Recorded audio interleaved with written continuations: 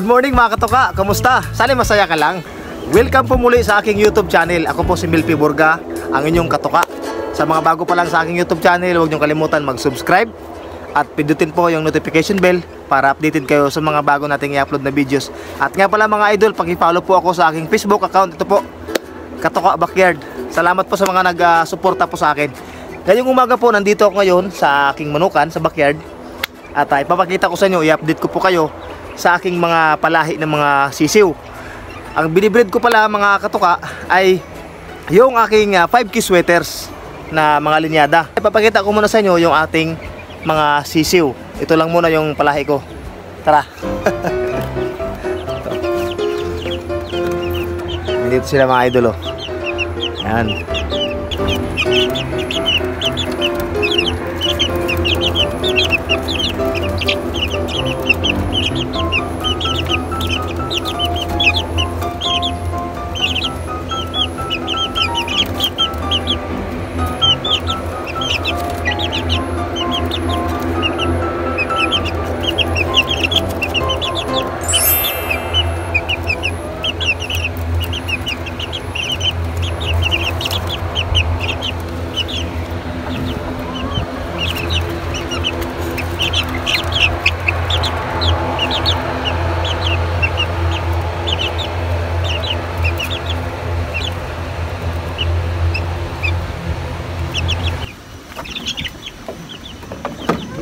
Hindi man sila nakain, kaya inalis ko muna yung pagkain nila. Dry feeding pala ako ito mga katoka, oh.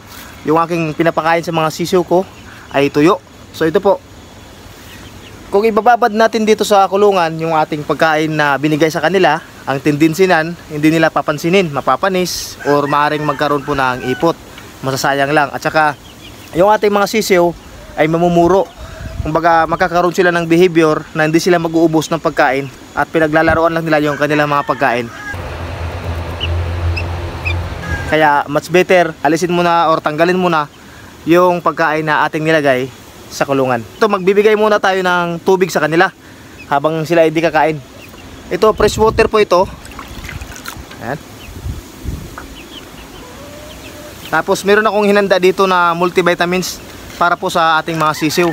Ito po, Progen Z, napakagandang vitamina po para sa ating mga sisiw. Pwede pala ito sa lahat ng mga manok natin, lahat ng edad, day old hanggang sa mga malalaki na, pwede itong ibigay. May multivitamins, minerals, amino acids, electrolytes at probiotics. Maglalagay lang po ako sa tubigan. Ay, wala. May gunting pala dito. Ganito lang po yung pag-mix dyan. Tansya-tansya lang po. Okay na. Ano lang, gunting na lang yung panghalo natin. Wala kutsara.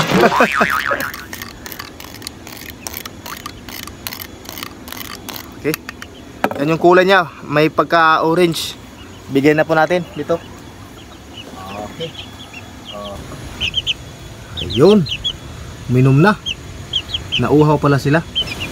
So kapag ganito mga katoka, hindi sila nainom. Inalis natin yung tubig para hindi maiputan at saka hindi magkarumi. Kasi masasayang din po yung binigay na tubig. Madudumihan lang at yung ating nilagay na vitamins masasayang din po. Kaya alisin na lang muna natin hanggat mari. Ibalik natin mamaya-maya kapag gutom na sila at uhaw na sila. At ito naman sa kabilang kwarto po, ipapakita ko din sa inyo yung Malatuba line from RRCN. Nandito po, disclaimer po, no animals were harmed in the making of this video. Wala po siyang kuwan ngayon, balahibo sa buntot niya. Ay naglugon po siya.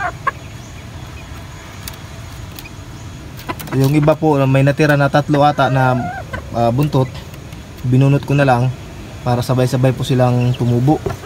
Nakapagpalahi po ako nitong aking Malatuba before. Binabati ko yung unang nakakuha ng palahi ni Malatuba kay Sir Boards ng Tugbungon. Sir Boards, good morning sa iyo Sir Boards. Kamusta na yung mga palahi ni Malatuba? Cross po yon sa 5K sweater. Sana'y gumanda yung record mo at sana'y magbigay sila ng karangalan sa iyo. Yun talaga yung hiling ko sa mga buyer ko, na yung mga nakukuha nilang mga materials or mga manok sa akin, sana'y magbigay ng karangalan sa kanila. Dahil ako po hindi ako madalas nagsasali, alam nyo na. Yung aking priority talaga is binta. Kaya yun, doon tayo mga katuka, punta tayo dito. Napakahangin no. Pasensya na kayo kung may mga kaluskos sa video natin. Pasensya na kayo. Napakahangin talaga dito sa amin no. Yan. Oh. Pasensya na po malakas talaga yung hangin. Dito tayo sa breeding pen. Itong breeding pen ko mga idol, kailangan na din pong kumpunihin. Kasi po narupok na po yung ibang kahoy dito. Itong mga haligi dito sa baba, kailangan na po ng palitan siguro.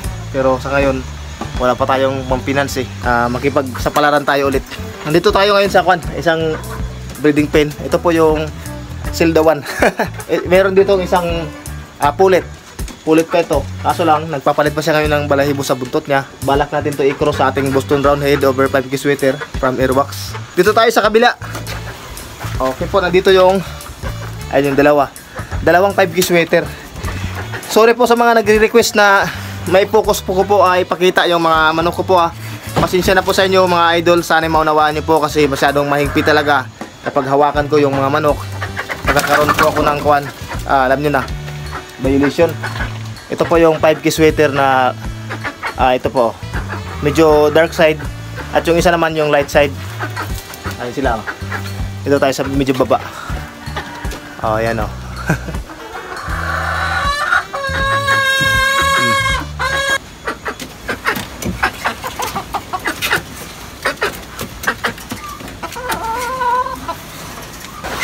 So yun po mga katoka nakita nyo po yung aking mga inahing manok na 5K sweater.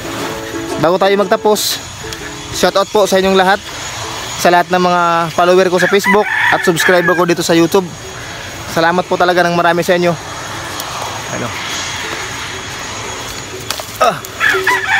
Isa.